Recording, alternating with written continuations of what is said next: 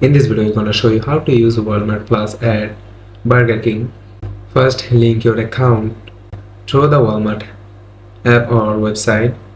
Go to your account, select Walmart Plus membership, find the Burger King savings benefit and select Get Started.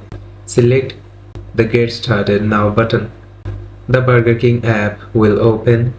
If you don't have the BK app installed, you will asked to download it. Once you install the app, you may need to begin the activation process again.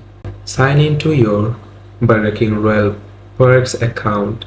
If you don't have a BK Royal Perks account, you can create one. Select the Link Accounts button.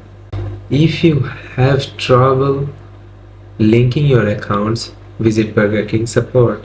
Then redeem the offers. Place your order and pay. So that's how you can use Walmart Plus at Burger King.